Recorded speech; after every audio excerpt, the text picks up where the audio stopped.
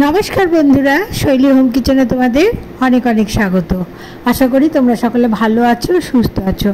এই দেখো মোচার থেকে আমি মোচার ফুলগুলো আলাদা করে নিয়েছি এবং প্রতিটি ফুলের কাঠির মতো অংশ এবং সাদা অংশ আমি বেছে ফেলে দিয়েছি। এখন মোচার ফুলগুলো আমি খুব ছোট ছোট করে কেটে নেব।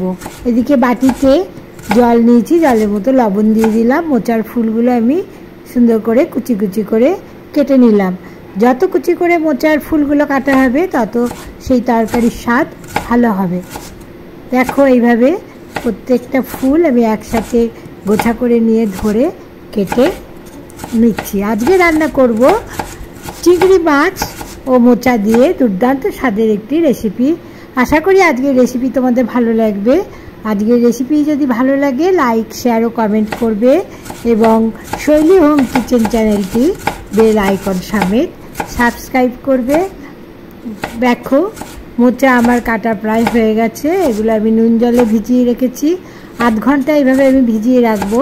তারপরে আধ ঘন্টা পর আমি এই মোচা রান্না করব। এদিকে দুটো আলু আমি সিদ্ধ করে নিয়েছি, সেই আলু আমি আজকে রান্নার কাজে ব্যবহার করব। দেখো মোচাগুলো লবণ জলে ভালো করে চটকে চটকে নিলাম এবং পরিষ্কার জল দিয়ে ধুয়ে নিয়ে একটি কড়াইয়ে জল দিলাম এবং তাতে লবণ দিলাম, দিয়ে ওই মোচাগুলো আমি এখানে দিয়ে দেবো। মোচা নুন জলে ভালো করে ধুয়ে নিয়ে সিদ্ধ করলে মোচার কষা ভাবটা চলে যায় এবং খেতে ভালো লাগে। জলের মধ্যে লবণ দিয়ে এই কুচি করে রাখা মোচাগুলো আমি এর মধ্যে দিয়ে দিলাম। এর মধ্যে পরিমাণ মতো হলুদ দিলাম, স্বাদ মতো লবণ দিয়ে ঢাকা দিয়ে 5 মিনিট মিডিয়াম ফ্লেমে রান্না করে নেব। খুব ভালো করে নেড়ে নেড়ে সিদ্ধ করে নিতে হবে। যখন জল অনেকটা কমে আসবে সেই সময় আমি এই মোচা নামিয়ে অন্য পাত্রে ঢেলে নেব। এই সিদ্ধ করা জল আমি ফেলবো না, এটি আবার রান্নার কাজেই ব্যবহার করব। দেখো জল অনেকটাই কমে এসছে। বারবার করে এই সময় নেড়ে দিতে হবে, নেড়ে দিয়ে মোচাগুলো সিদ্ধ করে নিতে হবে। এখন মোচাগুলো আমি নামিয়ে অন্য পাত্রে ঢেলে নিলাম। কড়াই পরিষ্কার করে কড়াই গ্যাসের উপর বসিয়ে দিলাম। কড়াই গরম করে এর মধ্যে সরষের তেল দিয়ে দিলাম। তেল গরম হয়ে গেলে এর মধ্যে দিয়ে দেবো একটি শুকনো লঙ্কা। এখানে শুকনো লঙ্কা আমি 2 টুকরো করে দিলাম। একটি তেজপাতা দিয়ে দিলাম আর দিয়ে দিলাম সাদা জিরে। এখন এই ফোড়ন আমি ভালো করে ভেজে নেব। ভেজে নিয়ে এর মধ্যে দিয়ে দিলাম একটা কুচানো পেঁয়াজ। পেঁয়াজ ভালো করে ভেজে নেব। এদিকে চিংড়ি মাছ আমি ভালো করে বেছে ধুয়ে নিয়ে নুন হলুদ মাখিয়ে 15 মিনিট রেখে দিয়েছি। পেঁয়াজ একটু নাড়াচাড়া করে নিলাম। এখন এর মধ্যে নুন হলুদ দিয়ে মাখিয়ে রাখা চিংড়ি মাছ দিয়ে দিলাম। চিংড়ি মাছ অল্প লাল করে ভেজে নেব।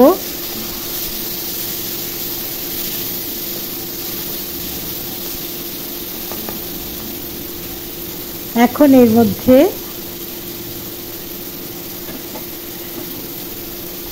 মশলাগুলো দিয়ে দেবো। যে মোচা আমি সিদ্ধ করে রেখেছিলাম ঠান্ডা হয়ে যাওয়ার পর এগুলো ভালো করে চটকে চটকে মাখিয়ে নেব।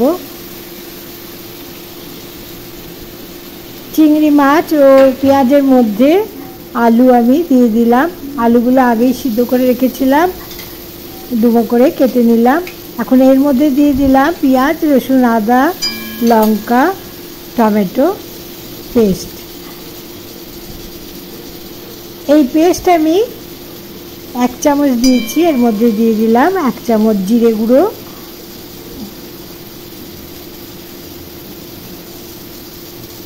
1 চামচ ধনে গুঁড়ো,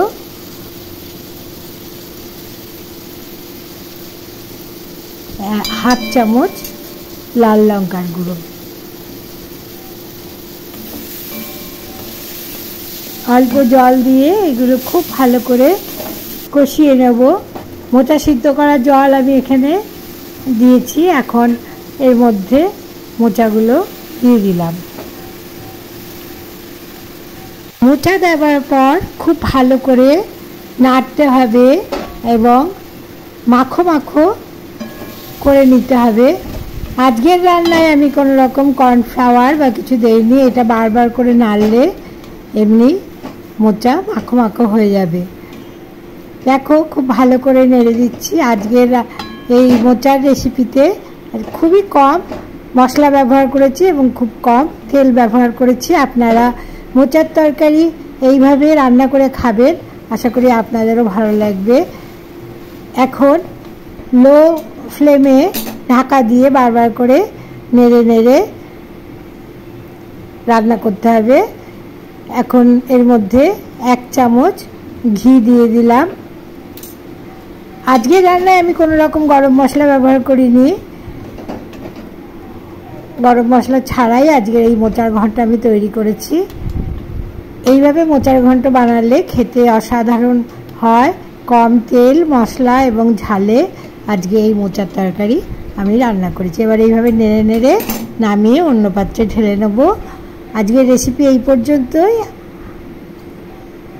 আজকের রেসিপি দেখার জন্য আপনাদের অনেক অনেক ধন্যবাদ জানাই। আপনাদের সাথে আবার দেখা হবে আগামী পর্বে অন্য কোনো রেসিপি নিয়ে। আশা করি আজকের রেসিপি আপনাদের খুবই ভালো লেগেছে। ভালো লাগলে আবারও বলি একটি লাইক শেয়ার ও কমেন্ট করবেন এবং শৈলী হোম কিচেন চ্যানেলটি বেল আইকন সমেত সাবস্ক্রাইব করবেন। নমস্কার।